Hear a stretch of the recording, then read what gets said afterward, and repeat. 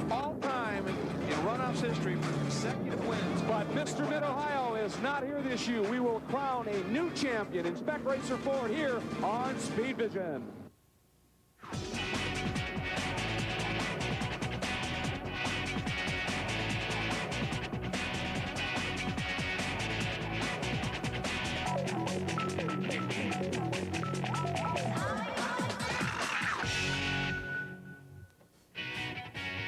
The 38th annual Valvoline Runoffs here at the Mid-Ohio Sports Car Course continues today. We'll be determining a new national champion in the Spec Racer Ford category. Hi, everybody. I'm Greg Kramer. I'll be joined by Dorsey Schrader. A lot of experience in these cars early in his career. Tommy Kendall, Calvin Fish, and Sandy Hang down in pit lane. And Tommy, let's start with you. With Mr. Mid-Ohio, as they call him, Warren Stillwell, not here. A lot of guys who have seen the back of that car for a long time. This is their time to shine. Well, on one hand, they'd like to beat him.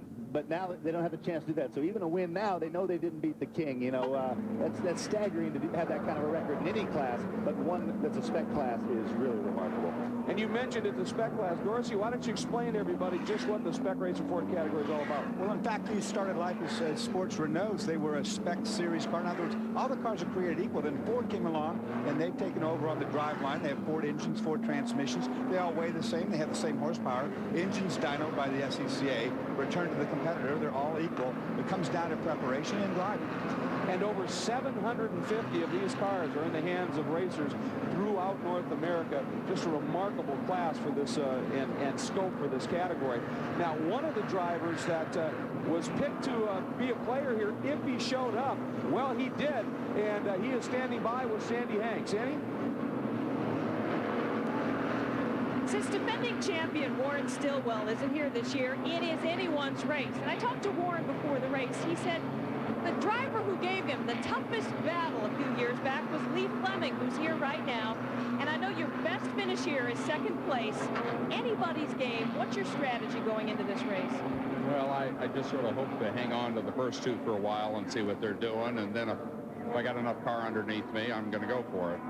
Now, Lee has already won 2 over Warren this year during the season, and he has set 3 local track records. He's on a tear, and he is one to watch here today.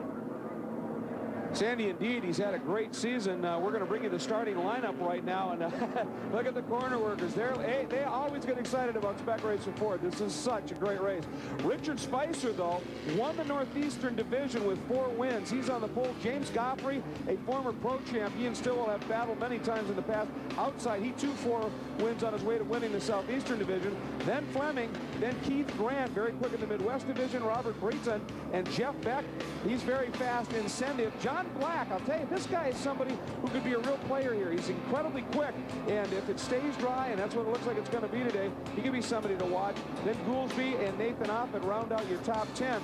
Take a look a little bit further back in the pack. Another driver who's had a lot of pro time and a lot of time in these cars is John Annis, number 87. Watch for him. Jim Marinangelo, a former champion in this category. He won the June sprints. He was fastest in the wet, Tommy, in qualifying, but when it dried out, he slipped back a little bit. I don't think he's going to stay there. Well, that's kind of one of the wild cards. They only had 1 dry session, so the times are probably maybe not representative of some guys get up to speed quicker than others, and so you can expect probably a little bit of shuffling in mid-pack. Some other drivers a little bit deeper in the running indeed suffered that very problem, and we're going to see when we get back in the 31st and 32nd spot, Nikki LaRue, who's a very quick driver. She runs out of the Rocky Mountain Division, and she got caught out badly by that rain, so a tough problem. Now, we talk about Mid-Ohio as being one of the great courses in the world. Tommy, you've raced it many times. Let's take us through it. Well, a lot of the classes, you only have a few passing areas. These cars, literally, if they can get side by side, they can go side by side almost all the way around this track. They have those big slab sides. They can lean up against each other. But the key area is obviously the keyhole, which puts you onto the back straightaway, the braking area at the end, heading into the S's. You know, you need to maintain rhythm up through the S's and through Madness. Probably not a lot of passing of equal guys there unless someone makes a mistake, and then into the carousel. Another long, long corner leading onto the front straightaway. But the keyhole is probably the key. Absolutely. Now, Keith Grant, he comes out of Midwest Division. He was second with a win. And Sandy, obviously, you've got some information on his possibilities today. Well, he is very hungry for a victory. Don't forget what happened to him last year. He spun out on the last lap when he was making a pass for the 4th with with Keith Grant. That's who I'm talking about. And his best finish here is 5th. He is so desperate. He wants a podium in the worst way, and he is one that we should be watching at the beginning of the race. Guys? Well, the field now streaming through the keyhole and getting ready to go green at this stage. There we are on board number 31. So that's Jeff Beck, and he starts back in the 6th spot. Should have a great look here as they come up to the start. Nancy Mant going to be throwing the green, and there it is. We are underway. Spec Racer Ford going after it. Look at Godfrey. He's right down the middle of the track with Spicer, but way to the inside. A look there by Fleming and wasn't on. Look at Beck up on the outside, the multicolored car. Nope, he's going to get frozen out. Well, that's a typical start. You can be as aggressive as you want right now in Spec Racer. It doesn't mean anything. Like Tommy said, big, strong slab side there. Take that for an instance. Anyway, it doesn't hurt them a bit. But they need to get some discipline here very quickly. And what I mean is have to get single file, find a partner, and get in line. That's number 51, Robert Brayton, who was one of the cars involved in that little bump and go. I think it was number 40 was the other car there. It's Keith Grant, who we were just talking about, on board now with Beck. And trying to carry all that vital momentum out of madness and running a little wide. Look at that, a little nudge. Tommy, that made me wince just a little bit. That little rub on the fender there could be a catastrophe. Now, that's not a place you usually go around the outside, but he was able to stay there. Now he's in the catbird seat. He's going to be able to really hard to stay on the outside of the carousel, as you saw there.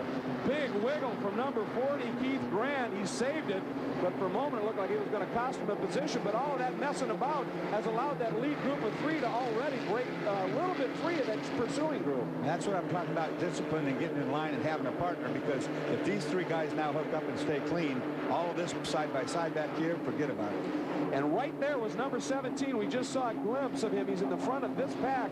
That is John Black, who's gone from 7th to 4th. He is incredibly aggressive. Look at Beck now, working down the inside of Breton. This is what we were talking about, getting out of the keyhole. Boy, they gave each other just enough room. Now it's a drag race. But like Dorsey said, you saw how much distance that cost him to Grant up ahead. And when they do what they're doing now, watch the end of the straightaway. We're going to have about 4 guys come flying by. Because when you got 2 of them side by side, they open a huge envelope of air. And looks like we've had a change up front as well.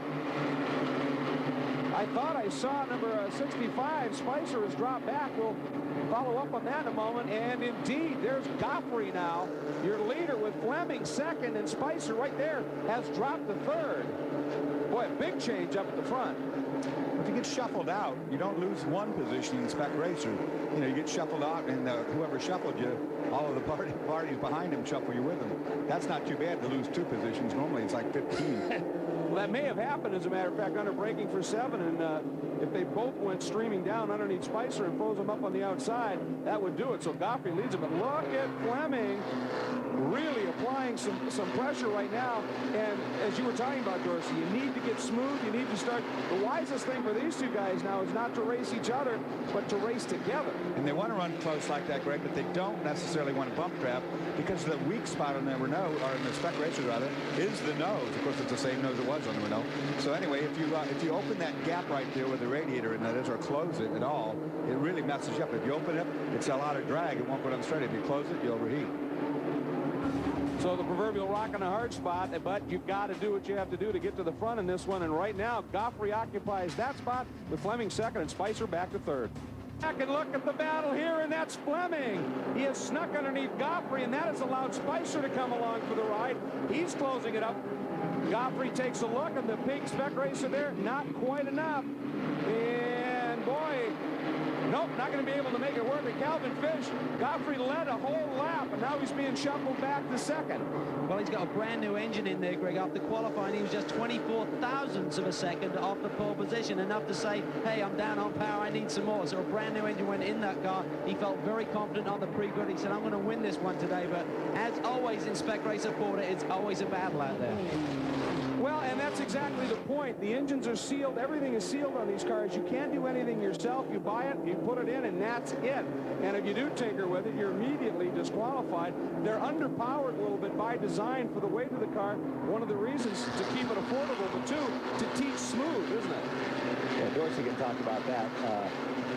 Having spent a lot of his career early on, a lot of good drivers have come out of this type of car over the years. Well, it definitely teaches you really close, combative racing and also being smooth, getting the most out of the car. When the car doesn't have a lot to offer, you really have to go searching for every last little bit. As you see right there, those guys use every bit of the curbing right up to the grass. Looks like 40, Keith Grant has calmed down just a little bit, started driving those smooth lines, and he's reeling this group in again. Of course, they've been duking it up at the front, a couple of passes, a little hiccup in momentum right there, and the rest are coming after it. Beck now is up into the top 5, and he's going to join this group shortly, I would imagine. You see Fleming starting to draw away. All these guys in the pack, it's been like a vacuum. Nobody knew about anybody but Warren Stillwell. Stillwell, in his comments, kind of anoints Lee Fleming. So you haven't heard of any of these guys. Their chance, like you said, their day in the sun. And Fleming is showing that those words of praise were well earned. Yeah, he definitely was the thorn in Stillwell's side on occasion here. So there's your leader, Fleming, then Godfrey, then Spicer. Now let's go back and take a look at a couple of those exchanges. Watch for this one here. This is the first one. There's Spicer, and here comes Godfrey, and boy, he just got absolutely freight trained. This is where you're always going to see it. I mean, primarily use the draft, use a slingshot, get by down in the brake zone, take it away. It is a bit surprising to me that the top 3 are playing that game already, though. Up into the carousel, we jump on board with Beck. Back in the 5th spot, that's Grant right in front, the green number 40. The right-hand turn into the carousel. Dorsey, with the cars being so even, I mean, you talk about maybe not wanting to play that game early, but it's not like a slingshot like a Winston Cup car where there's a huge draft. Is it conceivable that, I mean, to get a little... Bumped them. Yeah, it was your first bump draft, but it was a nice, easy one. You didn't see the defender's flare. Is it conceivable, I mean, that if you have a chance to go by, that might be your last chance all race? Well, it could be. The other thing I'm thinking is that you might test a guy early on because you might need to find out now where, you know, what you have and what he has. The other thing is if you got 2 guys behind you that won't play with you properly and you're the lead guy, you don't have any chance but to play the same way. Out of the keyhole, this time he's not quite as close to Grant, but the camera angles could be a little deceiving. You can see that it's actually much closer than it might appear. And boy, coming right up behind now, 51, Robert Breton out of the Northern Pacific Division, the CSR Performance Spec Racer, is starting to join that pack. 2 distinct battles going on. And look at Spicer right up underneath Godfrey's winglet there. So the best place to do that, Greg, is come out of the keyhole. As soon as you can get out the keyhole, if you can do a little bump draft in it, it accelerates you down the full length of the straightaway, and that's the best point. Where you saw the bump draft half going into turn 1, but it helped minusculely. It didn't help it all that much. Well, Sandy Hang, obviously, Lee Fleming's crew is got to be pretty excited about this, even though the lead's only, half a car length. And one of Lee's crew members is his wife, Linda. I know he was so happy to see the rain go away this week, and he's happy now. That's true. Very happy. He didn't want to start in 23rd with the rain. How excited is he to put some of this tough luck behind him? Very. He's looking forward to a good year and a win. And I know his car's coming around, and we're going to let you go because you like to cheer when he comes by, as he comes by the start-finish line. Here he comes. That's a very good point. Keep in mind, during the qualifying for this Valvoline Runoffs, we had 1 day of slight rain, 1 day of heavy rain, and then a dry day. Fleming had some problems in that first kind of just damp day and was back a little bit. Then, of course, the deluge came, and it was even worse. He couldn't make anything up. He needed a dry day in qualifying. He got it, jumped to 3rd, and now he is showing what he's fully capable of as we ride on board with Beck. Boy, this is what you were talking about. For a minute there, it looked like he was going to be able to get right up and underneath Grant's deck, but Grant draws away just a smidge, and we start the process all over again, the run down through the kink and into the S's. Little difference in line. You see that Grant in the green car is giving up a little bit in the middle so that he can have a straighter shot out. I think that's your preferred video game line, is it not, Greg? That is. That gets the passes done. Of course, I do have all of the other competitors I'm up against set on, Napa, so it makes it very effective. Here is your top 5 in Spec Racer at Mid-Ohio. We decided today is Spec Racer Ford, and as usual, up front, it is a great battle, and another one brewing behind for 4th. Now, Spicer, at least showing his nose, trying to move down into turn 1. He's underneath. Bad. Boy. Bad move for Spicer. Watch what happens because he did that. Watch this. It's out of, you're going to see. Well, it didn't hurt as bad as it should have. But if they'd have stayed like that through the apex, so Tommy, you know what happens then. You're 20 miles an hour slow, everybody kills you. Yeah, I think he'd been working on building a gap back to fourth before he tried something like that. So he knows that the worst that will happen is he'll get gapped a little bit without losing a bunch of spots. So now it's put his head back down and try to bunch back up. It looks like Spicer is the fastest car on the track. Be interesting to find out what it was if he missed a shift in the top gear, because those guys really just drove by him at the end of the straightaway. It's interesting riding on with Jeff Beck right there, and you see right up in front of him that the different lines as it came through the keyhole. You know, the two cars, one with a big radius trying to get around the top of the thing fast, the other tucked in next to the curb trying to just be smooth and get the launch off. And that wide line, the preferred video game line, seemed to work pretty good for Mr. Grant there in the green car. He gapped him coming out of the keyhole. Yeah, Beck closes up in the middle with the tighter line and then probably gives about that much back coming out. So it's about a wash, essentially. Well, at least you feel like here. you're Now doing watch something. this turn here is awesome. Up and over this rise, the end of the madness section. These guys aren't quite fast enough being underpowered to get the full effect of the wheelie or the backslide that you get when you go over there. You hear a little warble in the engine note, though, so you know it's breaking wheels because it's big. You saw Grant over there on the rumble strips on the entry. You don't want to do that too many times. I haven't done it in one of these cars, but any of the cars I've driven, that is not the way to set up for that fast left-hander. No, it only bounces you off. Listen to this engine when he goes up here to one.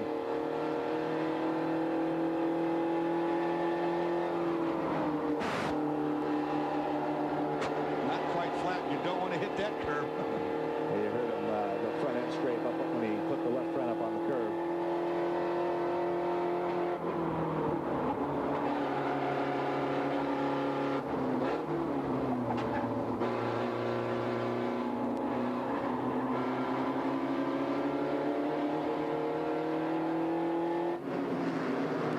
Somebody's off, and it's your leader, Fleming. No way. I can't believe he went off.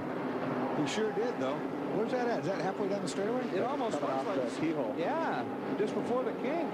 So, and we've got a battle for the lead as a result. Here comes Spicer. But I'll tell you what, James Godfrey has raced here enough. He knows that outside line, that outside radius will work. But look at Spicer staying right with him. Boom! Well, that's all right. That was a good time to be aggressive. You saw the leader go off in front of you. Let's go. Let me lead for a while. Godfrey might have had to breathe it just a hair. Godfrey coming after him, though, closed it right back up again through 11, up and over the end of madness. Grant now, of course, moves up into that third spot, chased hard by Beck, our camera car.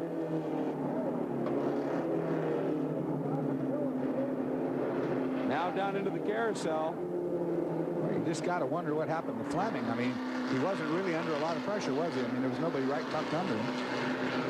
It's possible he got his left rear up on that curve. I mean, everybody's been doing it, but sometimes if you do it just wrong, it can kind of jack a bunch of weight into the diagonal and send you across.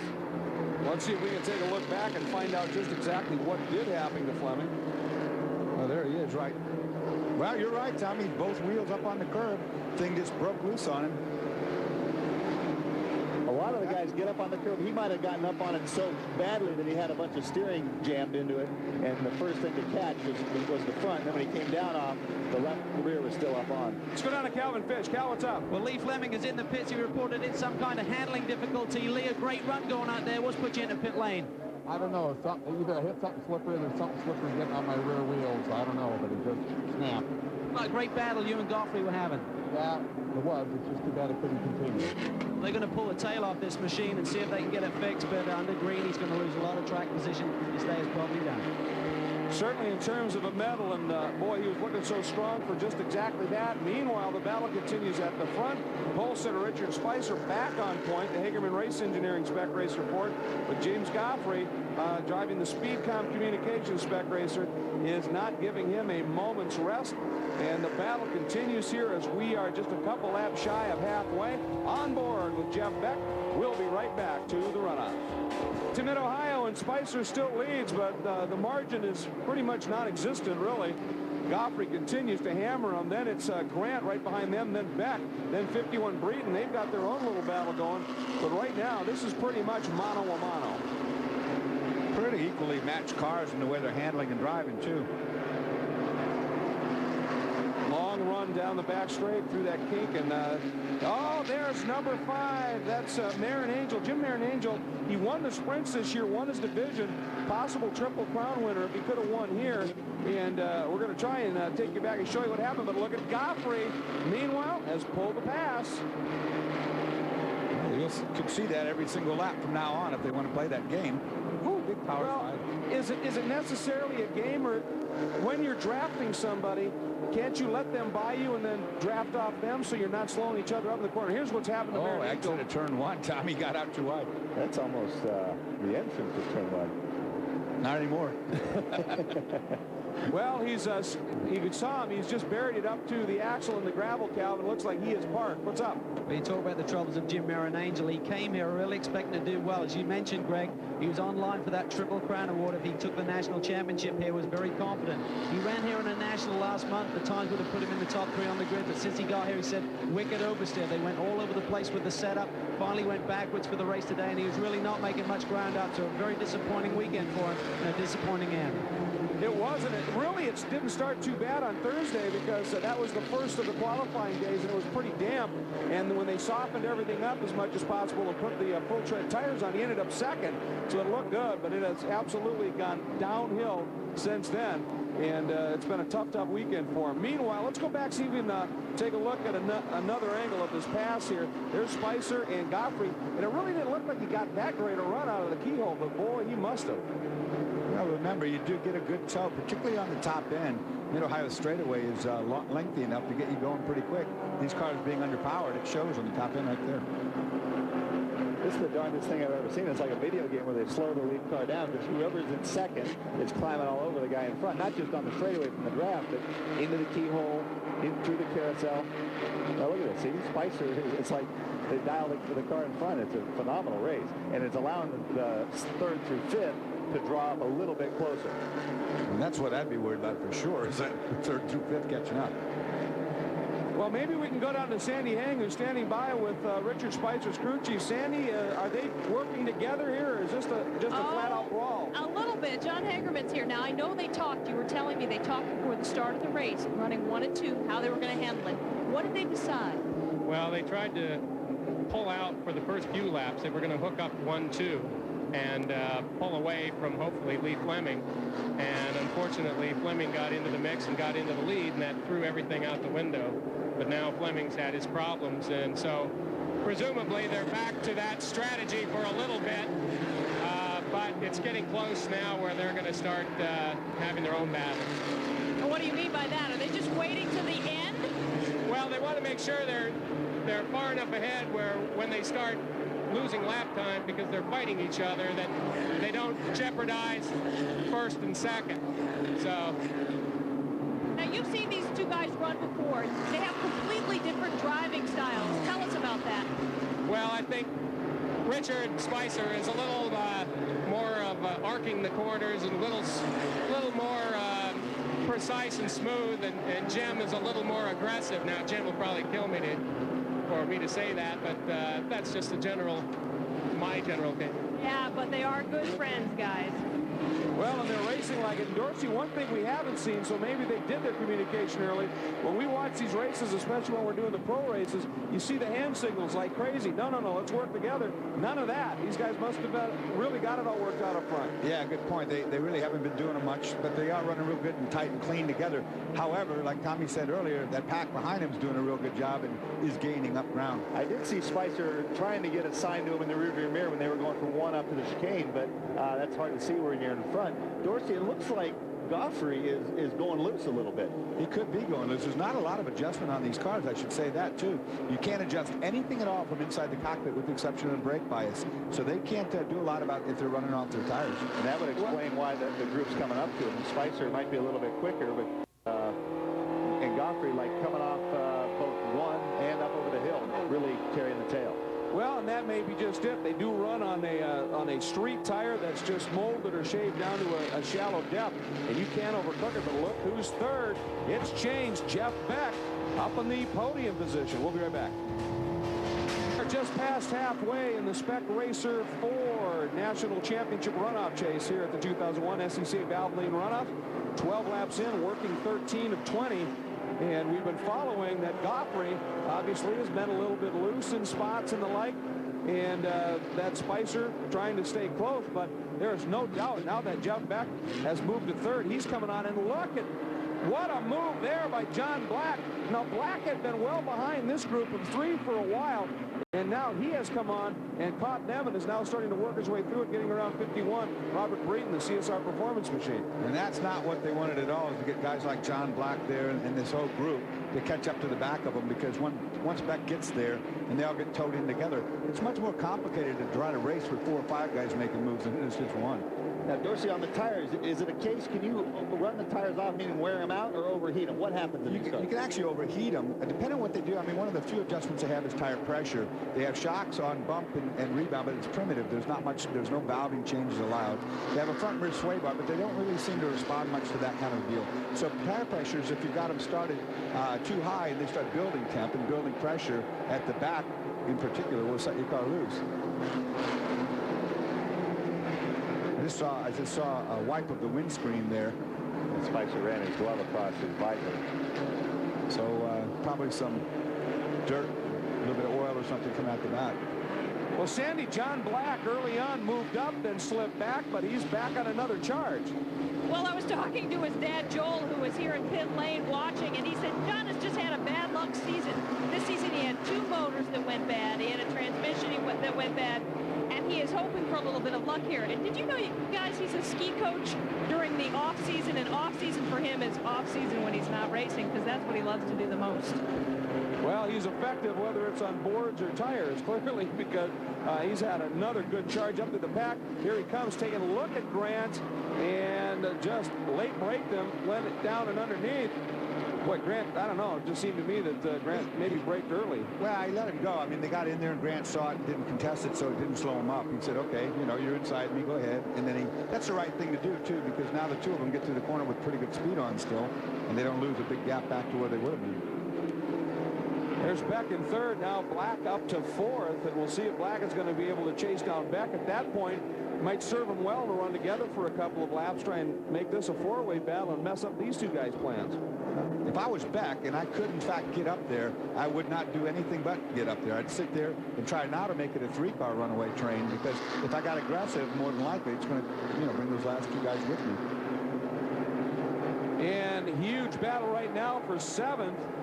That's the number 87 of John Annis, who I said has got some pretty good experience here. Nathan Offit right behind him, and a slew of others as they're working through. That's 79 right in the hunt. Scott Goolsby, who was second in the Central Division, behind Marin Angel with a couple of wins.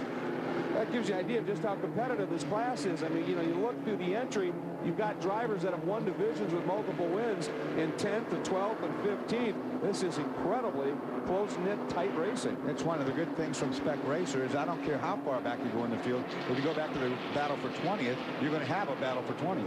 Right now, the top 6 are unbelievably covered by less than 3.5 seconds. Spicer now maybe has run out of patience. Here he comes. He's alongside as they head down into the S's. And Goffrey, as you pointed out, Dorothy, looked like he just said, okay, take it. Yeah, he better, because watch Beck now when he comes in frame. He'll made up half that distance already. I would think he's 3 car lengths back now. Watch him down through the bottom of the S's, and here he comes. But his concern maybe in his mirrors as a very aggressive John Black is coming on to contest the bronze medal here in Spec Racing Ford. Remember, Speed Vision's exclusive coverage of the 2001 Valvoline Runoffs will continue. Formula Atlantic, one of the most brutally fast of all the classes, will be coming up tomorrow, 10 p.m. Eastern Time, 7 p.m. Pacific Time. The Formula Car rockets, some of the fastest equipment here, coming at you tomorrow night. Don't miss it right here on Speed Vision. On board with Beck. Beck's pursuit of Goffrey, who's in pursuit of Spicer, but there's at the number 17 of Black, and he's really starting to hound now Beck. These two guys, Beck just has to, ignore him, just try and get up to this group. Black could actually help Beck by being there. It gives you that extra little 0.5% that you need sometimes to get your butt going. Watch how tidy Black is through here. Just runs the right side tires really late. Doesn't part with the inside curve until late. That's what got him by Grant. Didn't have as much of an advantage because Beck did about the same thing. Well, let's see. This is here. Yeah, Black was able to make his passes all down into 7, and he's got a pretty good run going again. It would appear. Look at Beck now defending. Not enough, though. That's what it looked like. And again, that's good discipline that he let it happen. Didn't contest it to the apex. Once he knew for sure that there was nothing he could do, he went ahead and tucked back in. Well, now he can follow Black, who is arguably maybe a little bit quicker up front. Speaking of quicker, Sandy. Well, hang on just a sec here, because we're going to watch this as very quickly now 17 Black drawing away from Beck and taking a beat on Goffrey.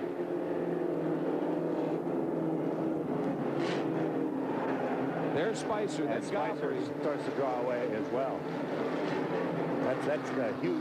That's the biggest lead we've seen all day, and it's about, what, 0.8 of a second? But arguably, Black might have the fastest car on the racetrack right now. If that is the case, it's going to really get muddled, mumbled, jumbled up front here in a minute.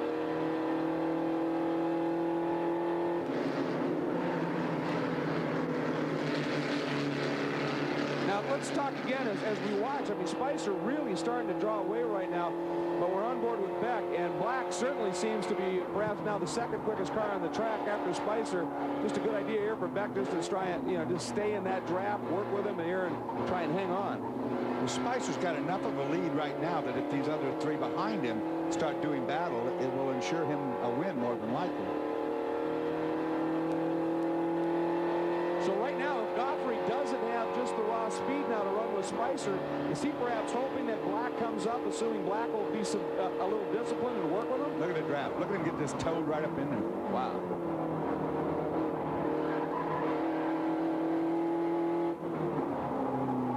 And Goffrey even pulled Spicer back a little bit up front. Same thing. Well, we heard the crew chief for Spicer say that, he's very much a driver who arcs the corners nicely, very smooth, and that Goffrey tends to be a little more aggressive in his driving. That's what hurts tires, and maybe we're just seeing the fact that Goffrey's tires are starting to go off a little bit. One place I noticed is on the turn into 1. Goffrey turns in about probably 5-10 feet later and has to turn more abruptly. Now we're going to drop back. Here's the battle for 8th, a little bit further back in the pack. John Annis once again right in the middle of that mix, duking it out with Bob Chapman, number 49. Some good racing here. Those two guys quite close at this stage. And right behind them is number 7. Now, Paul Marino, this is a great drive. He qualified back in 17th, and he's now working his way up into 10th. So Marino, that's the Impress Communications Champion Motorsports Spec Racer Ford, has a good run going, and now he's going to take a run at number 87, Annis, who seems to be dropping back just a little bit. He was 7th a while ago. Now he's back to 9th. Annis' car gave a big twitch mid-corner back there in the carousel. Looked okay through turn 1 there, though. Keep an eye on Marino, see if he can do anything here. Another twitch there. Meanwhile, up front, here we go, and well, here he comes. Number 17, John Black, is closed in and is now within a car length of Goffrey. And well, Goffrey seems to have sort of stemmed the bleeding a little bit. That margin up to Spicer is not growing anymore, and perhaps has even come back. It was up to a second a couple of laps ago, and now it looks like it's probably a little less than that. So maybe Goffrey has just smoothed it out, cooled his tires a little bit, and is starting to come back. And oh, there's Marino off. He had such a good run going, but in pursuit of Annis has looped it, and that's going to cost him dearly, of course. He'll drop a lot further down the order, but he sure had a good run going. Meanwhile, Spicer up front, then Goffrey, then the other blue machine right there, Black. And we are coming up on just a couple of laps to go. We'll be right back for both. We're back, and we have 2 laps to go. Spicer, number 65, the blue Spec Racer Ford, leads it right now. Goffrey there sits second. Did you see that wiggle? Goffrey coming into the chicane. It's popped loose on him a little bit. I kind of think he did that with his hands, like he threw it in there, and he had like a 4-wheel drift when we saw him, and the only thing to make it do it is if he was a bit abrupt with his hands. You don't really want to do that because it scrubs too much speed. In the meantime, Spicer, our pole sitter, showing why he got the pole, starting to extend the lead. Uh-oh, watch this. Oh, Black, he must have missed a shift or something because Beck just streams by, and Black had lost a lot of ground to Godfrey up front. He had a problem in the keyhole. Yeah, he did. You know, he got sideways in keyhole, had to get out of the throttle to keep him going off the road. When he got out of the throttle, he lost his momentum. And you see what it looks like when you do something like that, the mistake being made. You know you're in trouble. There's nothing you can do. Now, Sandy, well, I tell you, John Black has been up, down, and up again, and then another problem, apparently. As we mentioned earlier, he's had that tough luck season, but his dad, Joel, also says there's some extra incentive for John this year. He has third-place finishes the last 2 years in a row. He's made the podium, but he hasn't been able to move forward. And he says he wants this just so badly that his dad thinks he might have just lost focus briefly. Well, it's a good point. You know, sometimes you just overdrive, and that can cause you to make the little mistakes that you can ill afford to do at this level. Well, these cars for sure, you know, any mistake you make is really pronounced because of the quality of it and how many cars are running. Final lap right now. There's a good look at number 40, Keith Grant. And the margin between first and second has expanded again to 1.2 seconds. So, well, Godfrey there, look at the slide he carried through that corner as well. Nobody really close enough, though, Tommy, to do anything in the straightaway. You might get a little help, but not enough to get you anywhere. As a matter of fact, I don't know, maybe Black's problem a little bit more pronounced than what we were thinking, because not only is Beck leaving him, but Grant's coming after him now, and it almost looks like he's backpedaling, having a problem somewhat here. Grant's the only one with any opportunity to pass on this lap. And it'll happen down here if he can. There's the attempt. He's going to go for it. Goes much deeper in on the brakes. Black has to have some sort of problem. Yeah, because Black was doing that to everyone earlier, so. He might have actually, instead of just messing up in the keyhole, he might have lost a gear. He might not have a third gear right now. These cars every once in a while break the third gear, and it looks like he's lame for some reason, for sure, and that would definitely do it. Meanwhile, there's your leader, Spicer, and he may just be on his way to a national championship here in this category. Godfrey is not going to have an answer for him. And Spicer put the car on pole, a great lap in that lone dry qualifying session. As Calvin said, a whole 24 thousandths quicker than Godfrey, but it was enough, and he parlayed it by a perfect drive to a gold medal here at the Runoffs. Godfrey will be second, and 31, Jeff Beck up from 6th, will end up in 3rd, and look at that. You don't think this means something to people here and a family watching what can unfold? You bet it does. Final margin of victory, by the way, 1.5 seconds. So he had it under control. He expanded it by about 2-3 tenths each of those last 2 laps. And certainly wasn't for lack of effort by Godfrey. He really was driving as hard as he could. I think that pit report kind of hit the nail on the head. Different driving styles and probably different setups to some degree to suit those driving styles. Obviously today, both in qualifying and in the race, Spicer's was the preferred one.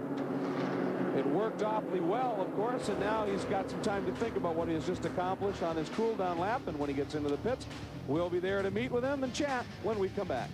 Where Laurel, Maryland's champion of the Northeastern Division, the Northeastern Division has now added a national championship. His name's Richard Spicer, and he's with Sandy. Well, that's his dad leaning over right there. That's George. His mom, Charlene, is right behind him. And I know, the Spice Man, you wanted this badly. Oh, so bad.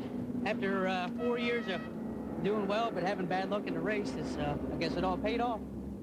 Now, your crew chief, John, was telling us that you have such a different driving style than Godfrey, and that you two had an arrangement early on that you were going to wait it out, and then towards the end, if you were together, battle it out. How did that unfold? Well, it was working great until I had a water bottle in the floor pan in between the pedals, and I had to pull it out and throw it out of the car. When I did, I not hit the off switch. That's when I went from first to third, so. It was a water bottle. Yeah, that's what I threw out of the car. You didn't want to tell your crew exactly, huh? Well, I don't know radio, so I can't tell the crew. But then in the end, you finally got a run on Godfrey. You got around him, and then you held it. Yes, I just kind of waited. His car was going away, it was going away, it was going away, and I just made a move, and as the race got on, my car got a little bit better, so I just waited till everything went away for him. You were waiting for a long time. Did you pick your spot? What were you thinking about the exact spot you wanted to make that pass here in Mid-Ohio? Actually, I was waiting for the guys behind us to catch up a little bit. So when I got by Golfer, he'd have to worry about the people in the mirrors. And that exactly worked here for Richard the Spiceman Spicer as he prepares to take his checkered flag, his mom there, Dad, George, and Charlene, as he claims the national championship here in Spec Race. You know, it's pretty amazing, you know, when a plan comes together just like you thought it out, and that seems to be what happened. And talk about confidence. No, I wanted the guys to catch us. Then I passed Jimmy. You'd have to worry about them. Well, that explains the mystery of how he went from first to third. It looked like those guys just drove by him. I thought maybe he missed it putting it into top gear, but he threw the water bottle out and hit the kill switch. Hit the kill switch. The old kill switch trick, yeah. But he came back in a great drive and a national championship. Godfrey gave it all he could for second. And speaking of all he could, Jeff Beck, great drive up from sixth. Keith Grant right there. John Black, boy, I mean, he had, you know, qualified a little further back, went to fourth, went back, came back up to as high as third, and then drifted back again. Breton, Offit, Gouldsby, Chapman, and Annis, those guys all had some great battles throughout as well that we were looking at. That's what Spec Racer Ford racing is all about. As close as the competition could be, it's affordable. You can't buy power, you can't buy aero, and that means when a driver does the job like Richard Spicer did, it's the driver. He should be proud of this one. But Mid-Ohio, boy, some interesting clouds in the area, but it's still sunny and dry, and it's been a beautiful day here. And Calvin Fish, although Richard Spicer got the gold medal, there's a silver and a bronze, and they had a couple of great drives themselves. Well, Jim Godfrey, third time you finished second here, mate, but a great race you had with Spicer this afternoon. Yeah, thanks very much. You know, I was hoping it was going to be the other way around, and I even had a little bit more straight line speed than he did down that back straightaway, but he was just out handling me and drove pretty much a flawless race except for a missed shift early on. Other than that, you know, the red line car was getting down the straights great, but I just couldn't capitalize on it because I was so slow in the keyhole and the carousel, a little bit loose there. Yeah, you talked about the fact you had good straight line speed, but he did slipstream you there. Did you just get loose that one time coming off the keyhole, or was that really the characteristic of the race car today? Yeah, he probably had 50 more RPMs on me coming out of the keyhole, and it just, you know, it multiplies itself down the straight, and I wasn't going to race him because I saw the guys in third and fourth place were slowly gaining on us, and I didn't want to make it difficult for him and ride around the outside, slow us both up, and have those guys catch us. All of a sudden, we got a four-car battle instead of a two-car battle to try and win this thing. So, but you know, Richard drove a good race and he deserved the win. So. Great run from Godfrey, 2nd. But in third place, another great run this afternoon for Jeff Beck. He was in a classic battle out there with John Black this afternoon, and Jeff, got to feel good to get that final spot on the podium. You guys fought hard today. Oh, yeah, finally got a podium after, I don't know how many years, 10, 12 years there at the Runoffs. But, yeah, it was a great race. Car kind of came in there in the middle of the race and got by the 40 car there, and thought I was going to be able to catch these two. But then John Black came in and sort of put a monkey wrench in it. But I guess he had a problem. A wheel bearing went or something. Yeah, he suddenly slowed, and you got by him with that problem? Right, exactly. So, you know, we were pretty clear in third at that point. It looked like we were a little too far behind these guys. We were sort of hoping they'd be closer so they might, you know, rough themselves up a little more. But anyway, I got to thank Lars Lindell for giving me a great car, and thanks for all the help, and Tim Gray and Ryan Companies for all their help. And thank my parents for making it here if they finally made it. And, you know, thank you guys for taping the race. Always got to thank Mom and Dad. Very proud to have that bronze medal hanging around his neck, guys. And it really was a great drive for him. As I said, up to 6, he kept his head. He was fast. Kept the car underneath him. I mean, not everybody was able to do that. Paid off. Yeah, absolutely. And I think the significant thing here is this is the first time in 7 years anyone but Warren Stillwell has stood on the top step of that podium. Here's a close-up of that's the 17 car, the culprit, the wheel bearing. Yeah, right there. And that cost him possibly a medal here, but that's it. I mean, those things happen certainly in racing. And we'd like to remind you, of course, to stay with Speed Vision's coverage tomorrow night, 10 p.m. Eastern, 7 p.m. Pacific time. Exclusive coverage of the Valvoline Runoffs Formula Atlantic. Fastest cars here at the Runoffs. Incredibly quick machinery. And they're going to put on a great show as always. So don't miss it. Tomorrow night, 7 p.m. Eastern. 10 p.m. Eastern, 7 p.m. Pacific time, right here on Speed Vision. Getting back to this race, Dorsey, obviously early in your career, you got into a pro situation with these cars, and it really was a showcase for you. And we've seen, I think, something fairly special from Richard Spicer. The car was great, but boy, did he hustle it. Well, there's no, you know, it shows you the reason why this is the most popular class SCCA has. It's a cost-effective class. It is a spec racer class where all things are created equal, and you learn quite a lot under a circumstance like that about your driving. You can't make a lot of excuses if the guy next to you is doing the same thing.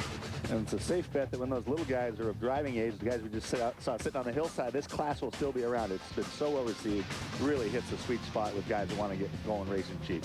Very popular indeed. There you see speedvision.com. You can find out more about what's unfolding here at the Runoffs on speedvision.com, as well as anything else unfolding in the world of racing.